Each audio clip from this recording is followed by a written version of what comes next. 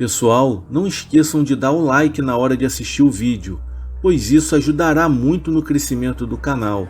E se gostar, se inscreva e ative o sininho para receber notificação de um novo vídeo. O canal está com Instagram e quem puder seguir ficarei muito grato, pois isso ajudará muito na divulgação. Agradeço a todos de coração pela ajuda, então vamos para o relato.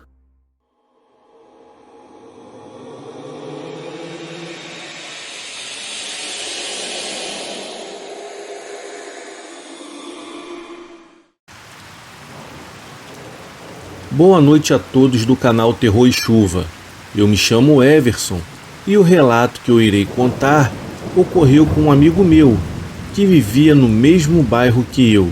Hoje em dia, ele mora em outro local com a família, lá em Nova Iguaçu. Tudo ocorreu no ano de 1996, quando eu me mudei para Belfor Roxo. Vivia nesse bairro um senhor chamado Darcílio João, ou simplesmente Seu João, como era chamado.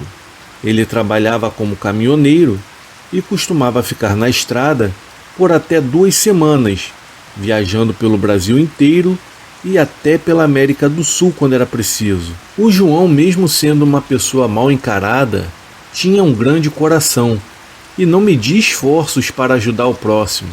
Quando ainda era muito novo, o Seu João começou a trabalhar com apenas 12 anos de idade. Ele, com muita dedicação, conseguiu terminar os estudos, comprou um caminhão Scania de cor laranja, o qual sustentava a casa e os seus filhos menores.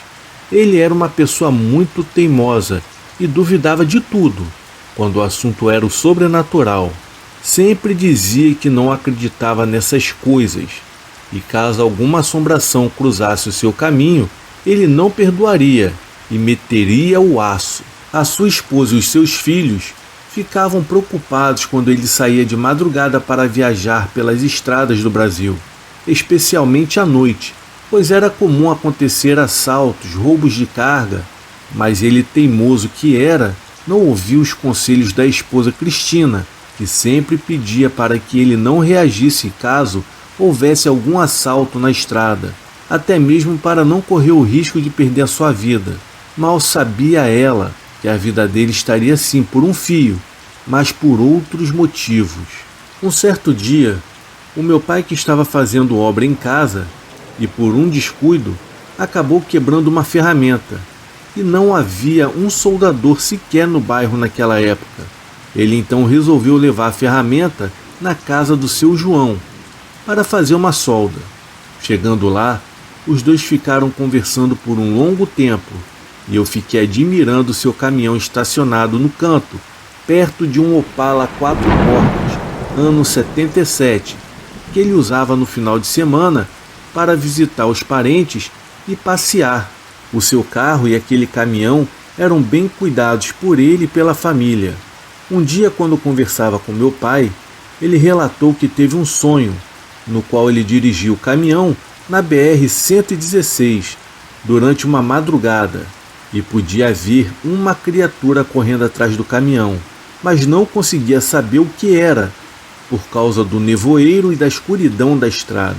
A sua esposa, que também estava lá conversando com a minha mãe, disse que isso poderia ser um aviso de Deus, mas ele duvidou dela e pensou que seria apenas a sua imaginação.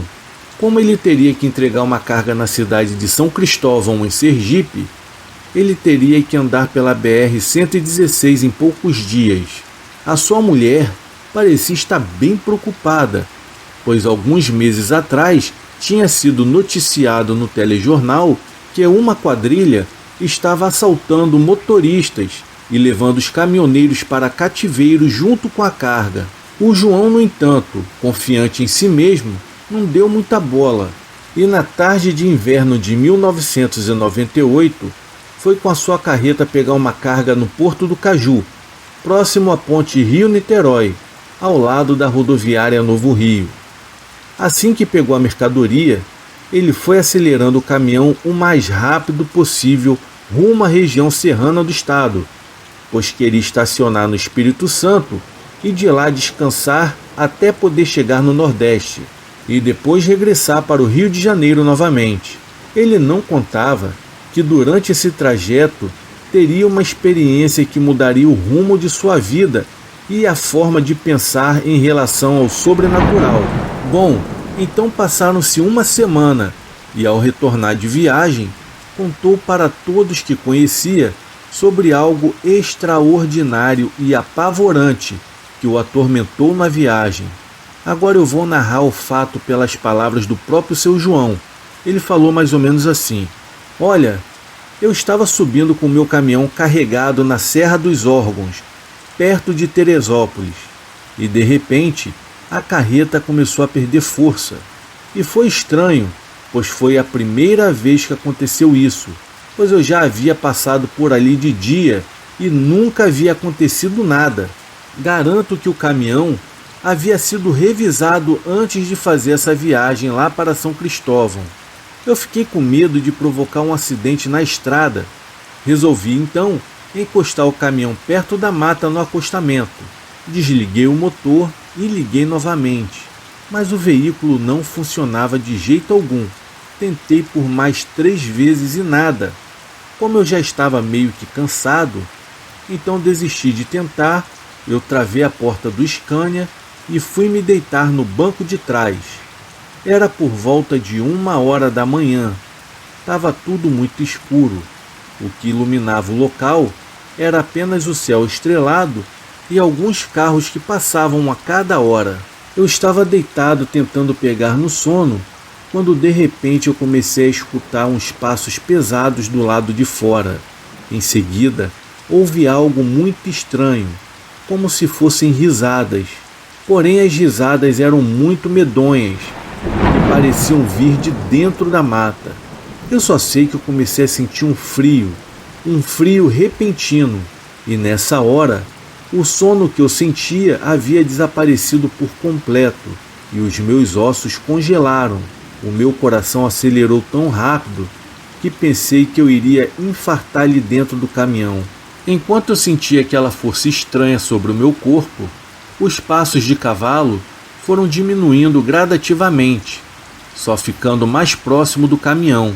Mesmo com medo, eu resolvi olhar pelo retrovisor, e o que eu avistei foi uma criatura com corpo de cavalo e da cintura para cima era metade humana. Olhando para aquele ser asqueroso, com o meu corpo completamente paralisado, eu pude perceber que ele tinha sua pele cinza, cabelos vermelhos e os olhos amarelos. Assim que ele percebeu a minha presença, caminhou na direção da cabine e tentou abrir a porta travada por diversas vezes. Chegou a dar fortes pancadas na maçaneta. Ao presenciar toda aquela aberração, a única coisa que eu poderia fazer era ficar abaixado no banco de trás, em meio às lágrimas. Eu rezava desesperadamente pedindo proteção, pedindo a Deus para que acabasse com aquilo. Enfim, eu acabei desmaiando. Nem sei como estou aqui para contar tudo isso.